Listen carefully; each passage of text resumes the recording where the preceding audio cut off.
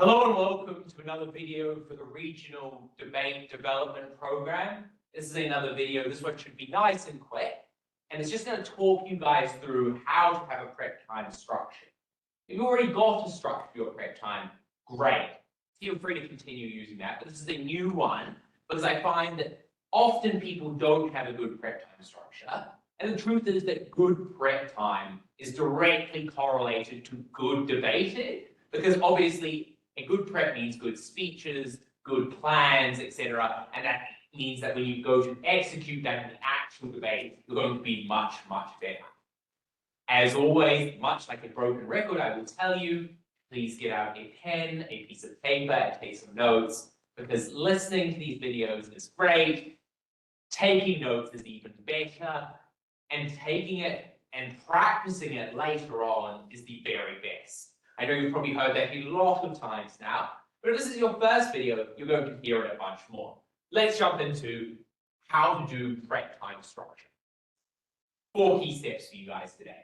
Firstly, you're going to have silent prep time. That's going to be about 2 to 3 minutes for you guys. Why do we have silent prep time? Silent prep time, firstly, is that you go to your room and just sit in silence. Jot down your thoughts, what you think the points should be, any key ideas that jump into your mind. Obviously, part of that time is going to be you guys walking into the room. I know lots and lots of teams don't do this because they go to debate tournaments all the time. And the moment the motion is released, there is a tide of words that come out of the mouths of debaters all across the room to their teammates. And the reason why I don't want you to do that is the truth is when you hear other people's ideas, sometimes your brain goes, that's a great idea, and it turns off its own. So having your ideas independently and then sharing them means that you will generate more ideas as a team and therefore have more things that you can present when it gets to debate.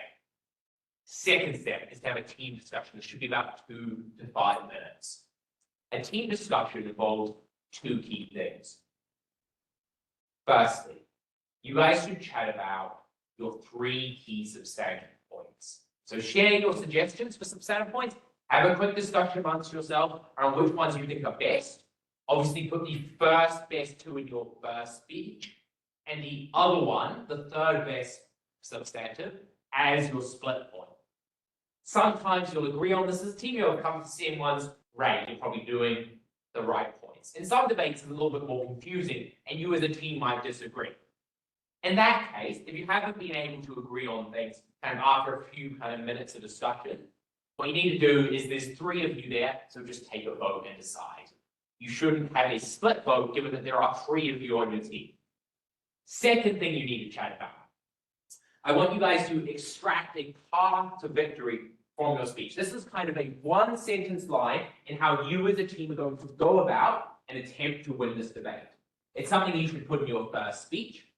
That'll be in my first speech, how to do a first speech video, and it'll remind you to put it in there. But you should also think about it in the prep room as a team. Because if you're going to win a debate, you should hold it in your memory for the whole debate and make sure that everything you're doing, your rebuttal, your substantives, is moving towards that goal of achieving that. Because often people do things that aren't actually relevant to their winning, and they just think, I just argue with the other team. For example, how do you build a path to victory? Nice and simple. Look at your substantives and be like, often intuitively, you'll pick a pretty good one.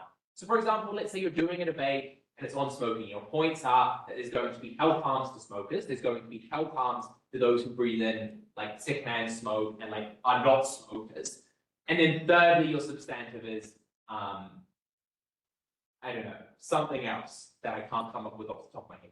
Obviously, if those are your main 2 points, you probably think that people dying and health harms are your path to victory. So your path to victory might be something like, we're going to win this debate today because we proved that we save New Zealanders' lives and we prevent health harms. Everything you should do should go towards proving that. Perfect. Now that you've done that, you should do your framing and model. This should take about 5 minutes. What is framing and model? You should go watch my videos which explain how to model and explain how to frame, because that is way too much content for me to cover in what is a pretty short lecture today. And they're quite broad topics, so I encourage you to go watch those if you're not sure what that is yet.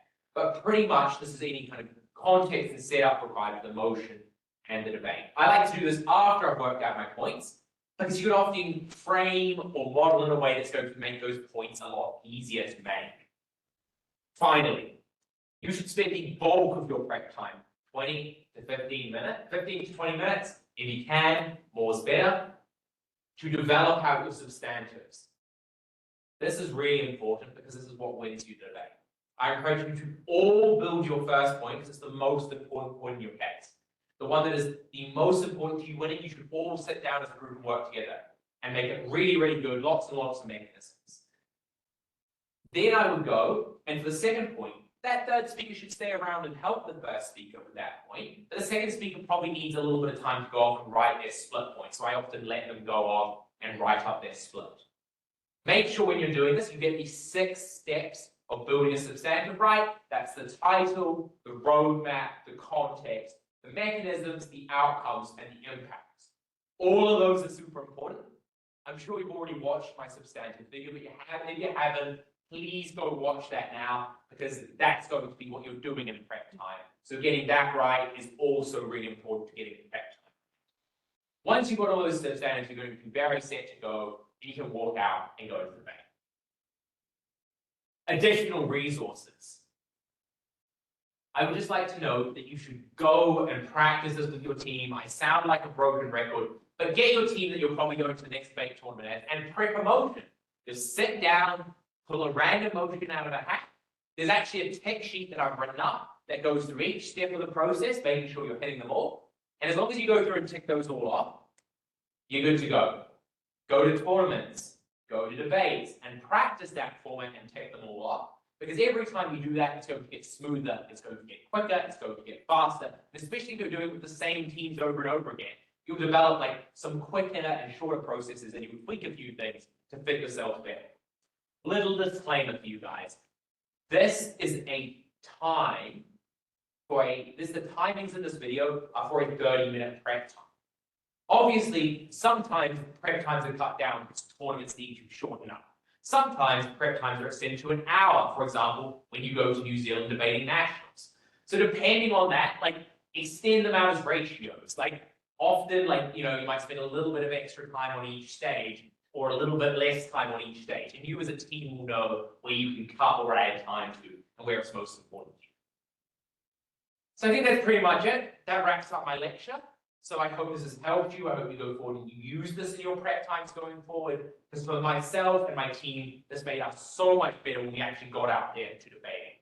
I hope to see you in another lecture and all the best for the rest of your day. Thank you.